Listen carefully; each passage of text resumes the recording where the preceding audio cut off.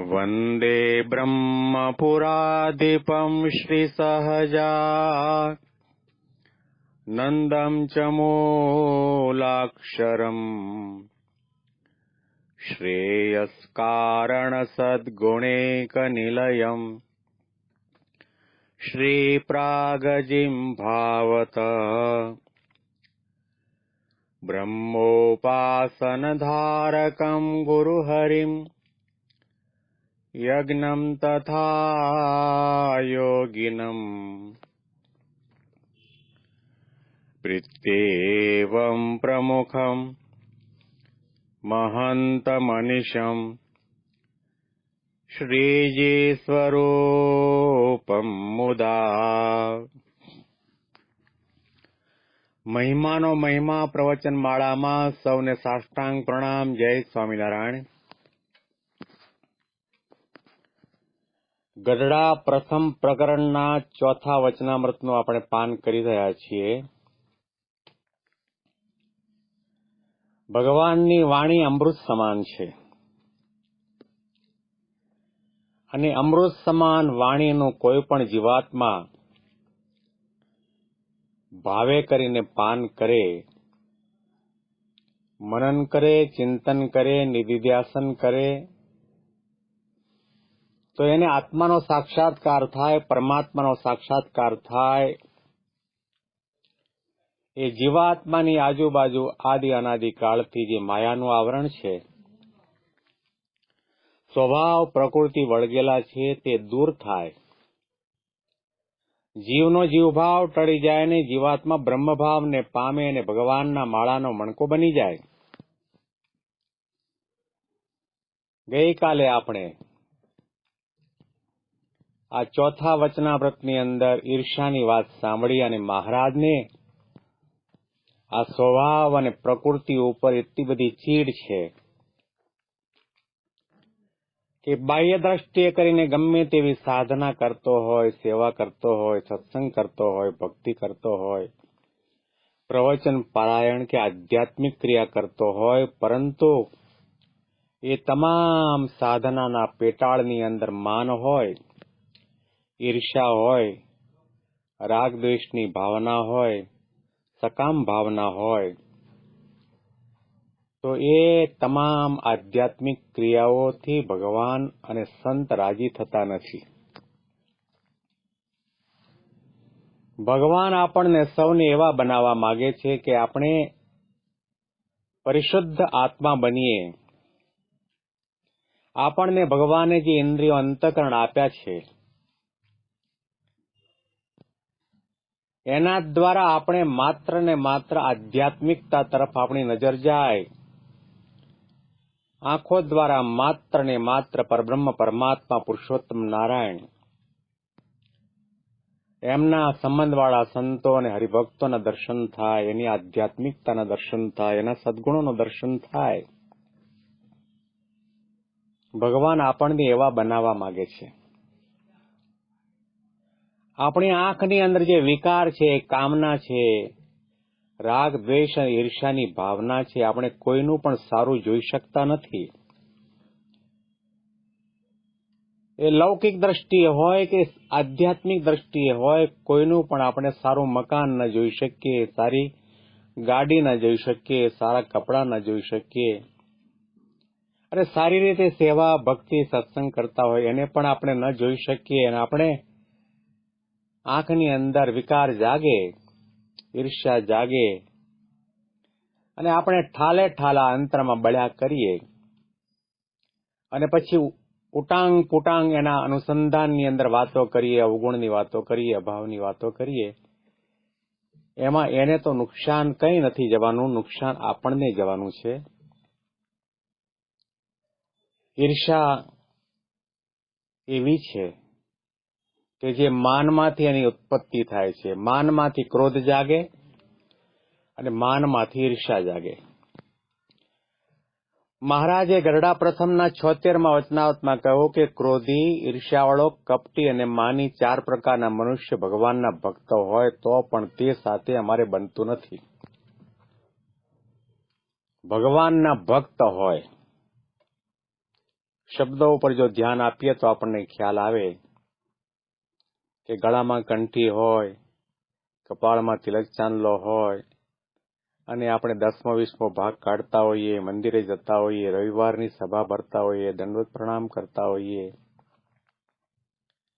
અને કદાચ સંસારનો ત્યાગ કરીને સાધુના કપડાં પહેરીને બેઠા હોઈએ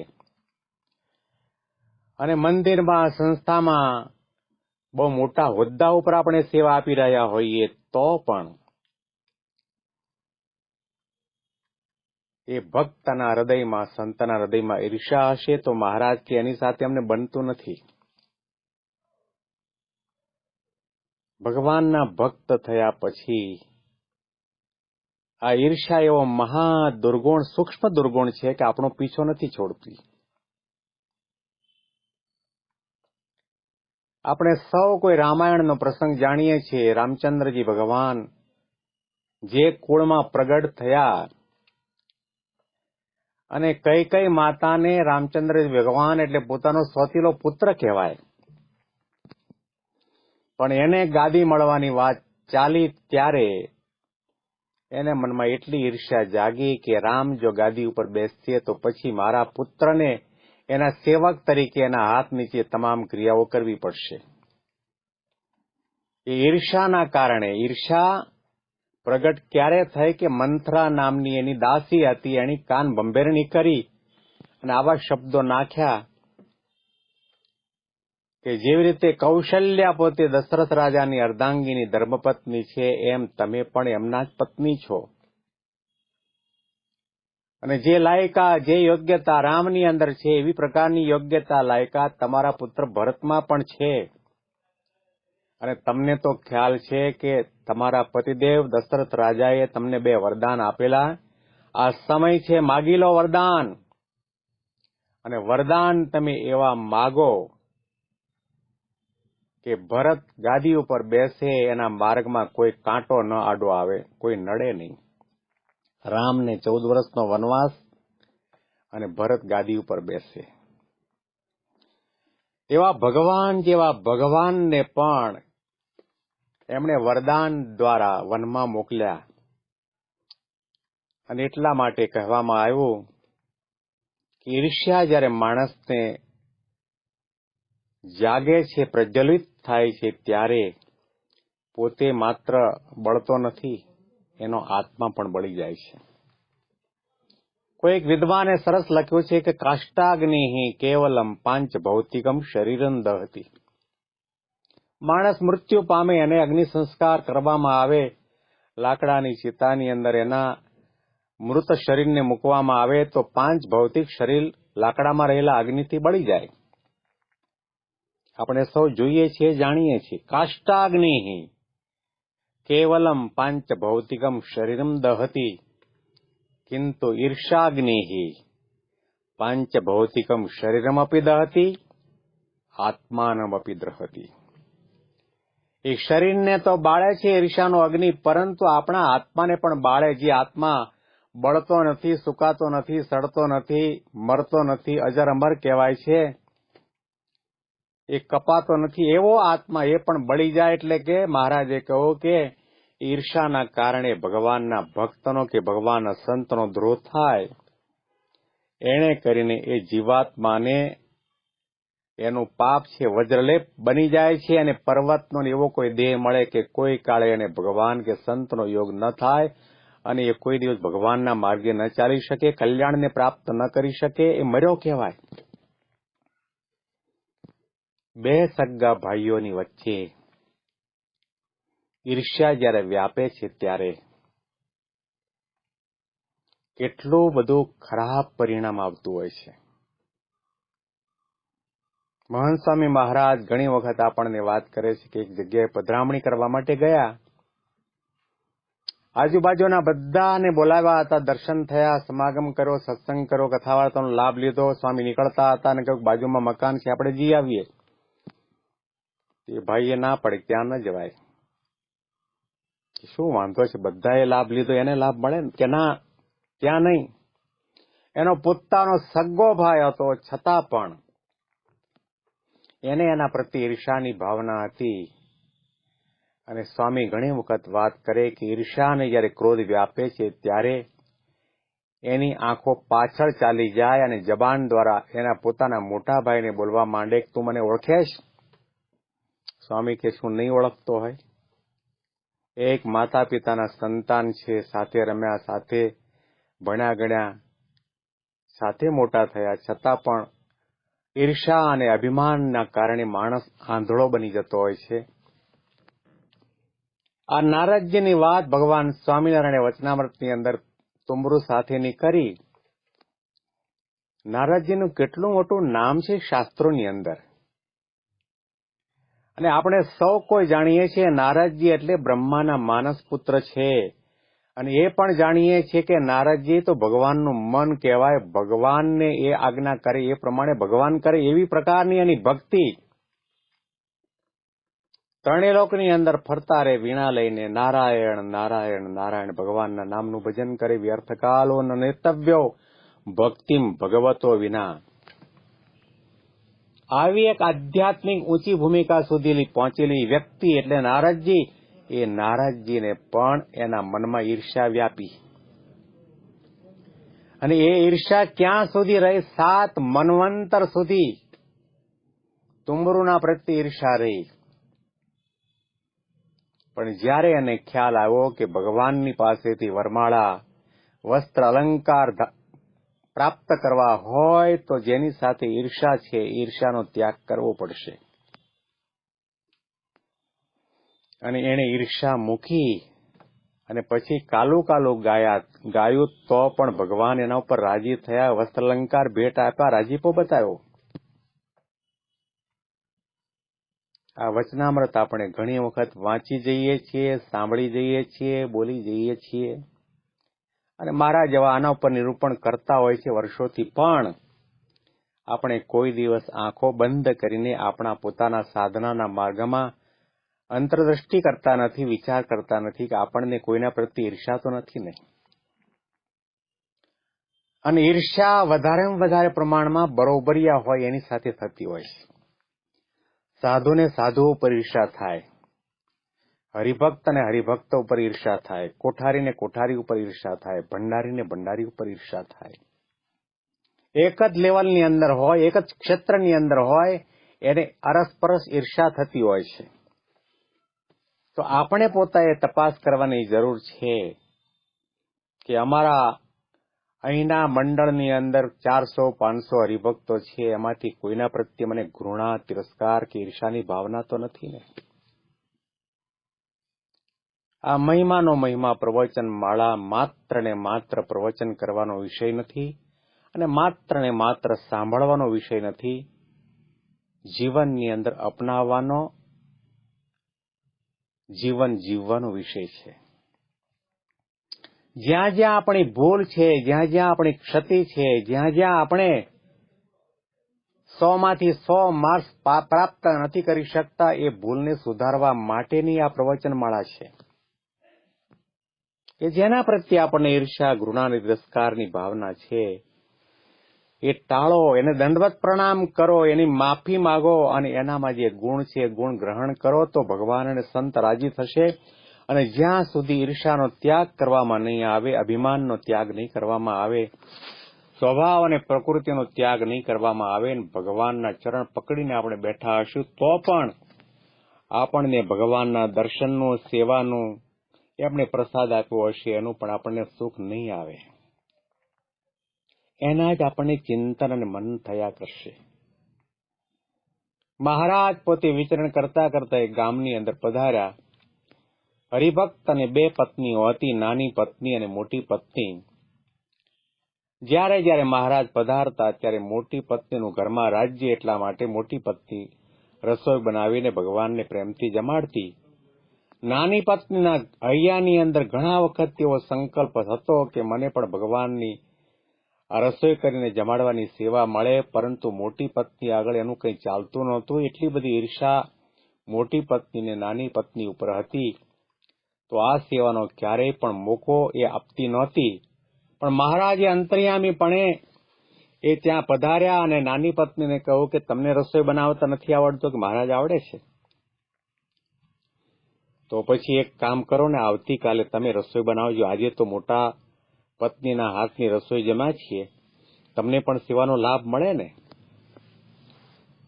આ નાની પત્ની આનંદ વિભોર બની ગઈ.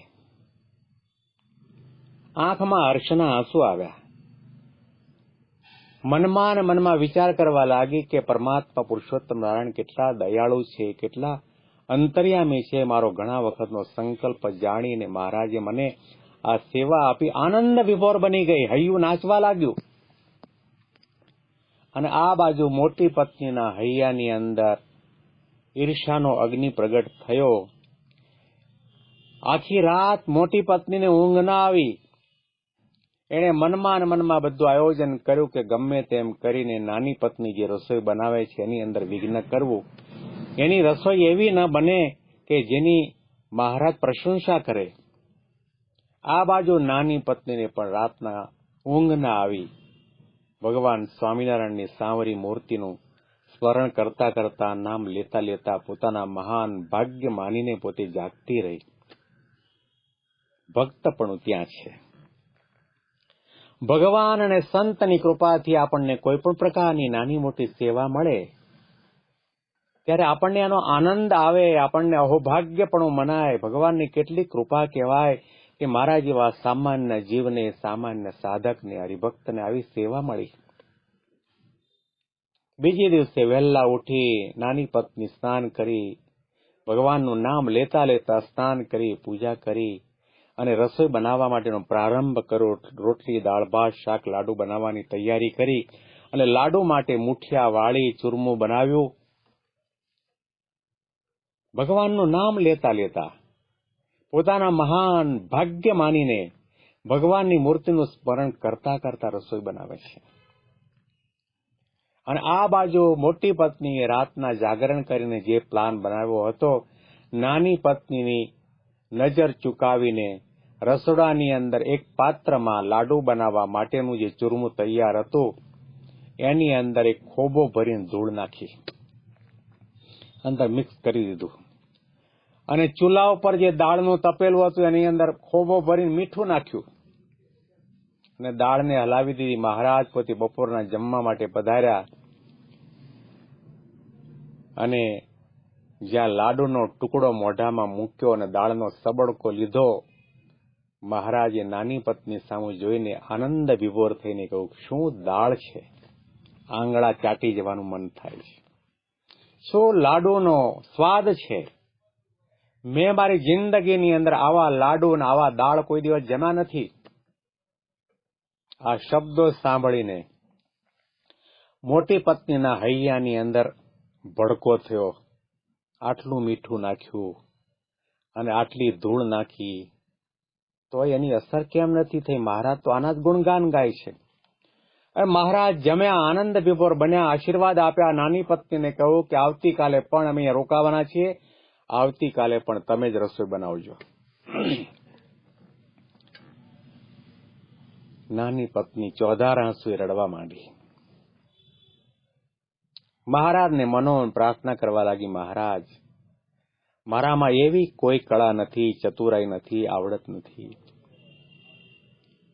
કે આટલી સુંદર ને સ્વાદિષ્ટ રસોઈ બનાવી શકું. આપ દયા ના સાગર છો, કૃપા સાગર છો, વાત્સલ્ય મૂર્તિ છો કે આવી નાની સરખી મારી સેવાને આપે બિરદાવી. હું ધન્ય થઈ ગઈ કે મારી હાથની બનાવેલી સેવા અને આ રસોઈ તમે જમ્યા. મારા મહાન ભાગ્ય છે. આપની કૃપાનો, આપની દયાનો કોઈ પાર નથી. અને આ બાજુ મોટી પત્ની રાતના ફરીથી મોટો પ્લાન કર્યો અને નાની પત્નીને રાતના ઊંઘ નથી આવતી. એટલી બધી આનંદિત થઈ ગઈ કે આજ મહારાજ પુરુષોત્તમ નારાયણ મારા હાથની રસોઈ જમ્યા અને બીજી વખત સેવાનો મને લાભ આપ્યો. અને રસોઈનો પ્રારંભ કર્યો અને તે વખતે વળી પણ એ જ મહારાજે આજ્ઞા કરી કે મારે તો લાડુ ને દાળ ને શાક જ જમવું, બીજું કંઈ ન બનાવતા. એ ચૂરમું તૈયાર થયું અને મોટી પત્ની નાની પત્નીની નજર ચૂકાવી ઘરના આંગણામાં જઈ અને એક ખોબો નહીં 2 ખોબો ધૂળ ભરીને લાવી અને આ ચૂરમાની અંદર મિક્સઅપ કરી દીધી. દાળની અંદર 2 ખોબા ભરીને મીઠું નાખ્યું, દાળ હલાવી દીધી. મહારાજ જમવા માટે બિરાજ્યા. અને મહારાજે જ્યાં મોઢામાં ટુકડો મૂક્યો લાડુનો અને દાળનો સબડકો લીધો અને મહારાજ બોલી ઉઠ્યા, ન ભૂતો ન ભવિષ્યતિ. શું લાડુ બનાવ્યા છે? આ તો ગઈકાલને ટપી જાય એવી દાળ. મોટી પત્ની, વિચાર કરો કે આટલું નાખ્યું છતાં પણ મહારાજ તો એના જ ગુણગાન ગાય છે. મહારાજ જમ્યા, આશીર્વાદ આપ્યા અને મહારાજે કહ્યું કે હવે અમારે આગળ વિચરણમાં જવાનું છે, અમે રજા લઈએ.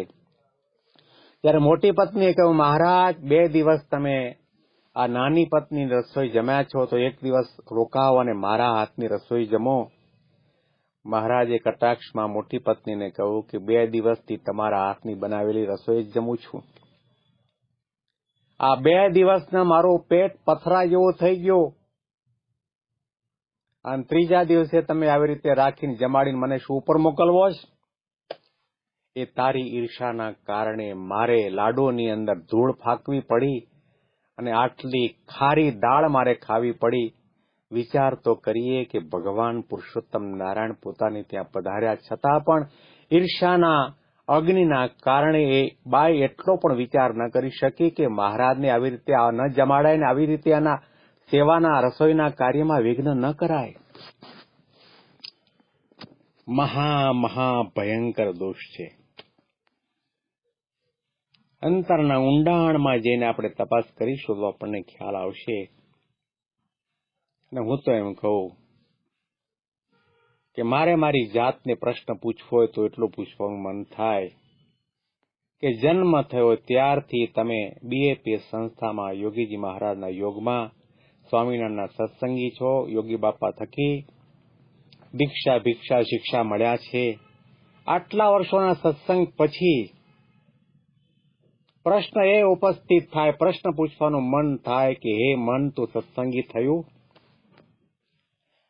હે મારી 2 આંખો, તું સત્સંગી થઈ? હે મારા 2 કાન, તમે સત્સંગી થયા? હે મારી જબાન, તું સત્સંગી થઈ? હે મારી વાણી, તું સત્સંગી થઈ? હે મારું મન, તું સત્સંગી થયું? મારો આત્મા, તું સત્સંગી થયો? આવો પ્રશ્ન પૂછવામાં આવે અને જવાબ મળે તો ત્યારે ખબર પડે કે આપણે કેટલા સત્સંગી છીએ. અંતરદ્રષ્ટિ કરવાની જરૂર છે. શ્રદ્ધાએ સહિત અને ઈર્ષાએ રહિત ભગવાનની ભક્તિ ભલે ઓછી થાય. પત્રમ પુષ્પમ ફલમ તોયમ યો મે ભક્ત્યા પ્રયશ્ચતિ. ગીતામાં ભગવાને કહ્યું કે ભાવે કરીને પ્રેમે કરીને. ભાવ એટલે શું અને પ્રેમ એટલે શું? કે જે ભાવમાં જે પ્રેમની અંદર ઈર્ષા ન હોય, જે ભાવમાં જે પ્રેમની અંદર અહંકાર ન હોય, જે ભાવમાં જે પ્રેમની અંદર અભાવ અને અવગુણની ભાવના ન હોય.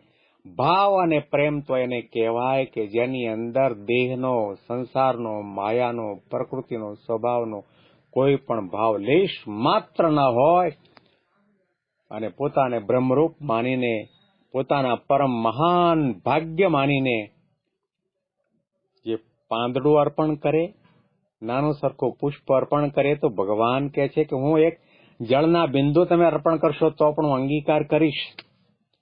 અને બાકી લાખો ને કરોડ રૂપિયાના થાળ બનાવીને સોનાના થાળમાં તમે લઈ આવો, પરંતુ તમારા દિલમાં, દિમાગમાં અને મનની અંદર સાંસારિક ભાવો હશે, ઈર્ષા, રાગદ્વેષની ભાવના હશે, તો એને હું સ્વીકારતો નથી. ભગવાન સ્વામિનારાયણને પ્રાર્થના કરીએ કે આ ઈર્ષા અનાદિકાળથી જીવાત્મા સાથે જડાયેલી છે. આત્મા નથી બળતો એમ ઈર્ષા નથી મરતી.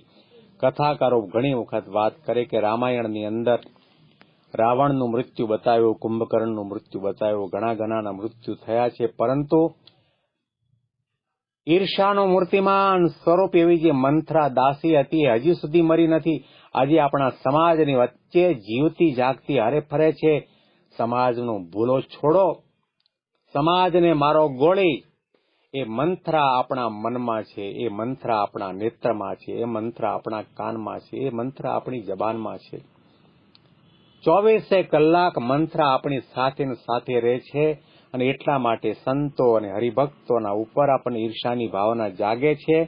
આપણે કોઈનું સારું જોઈ શકતા નથી, સારું સાંભળી શકતા નથી, સારું બોલી શકતા નથી. ભગવાન સ્વામિનારાયણને પ્રાર્થના કરીએ, પ્રમુખ સ્વામી મહારાજ અને ગુરુ હરિ મહંત સ્વામી મહારાજને પ્રાર્થના કરીએ કે આ તમામ દુર્ગુણોથી અમને મુક્ત કરી અને આપને જેવા ગમીએ એવી પ્રકારના અમે ભક્ત બનીએ, સાધુ બનીએ, હરિભક્ત બનીએ, સત્સંગી બનીએ એવી અમારા સૌના ઉપર કૃપા દ્રષ્ટિ કરો. મહિમાની વિશેષ વાતો આપણે આવતીકાલે વચનામૃતના માધ્યમથી સાંભળીશું. સૌને સાષ્ટાંગ પ્રણામ. જય સ્વામિનારાયણ.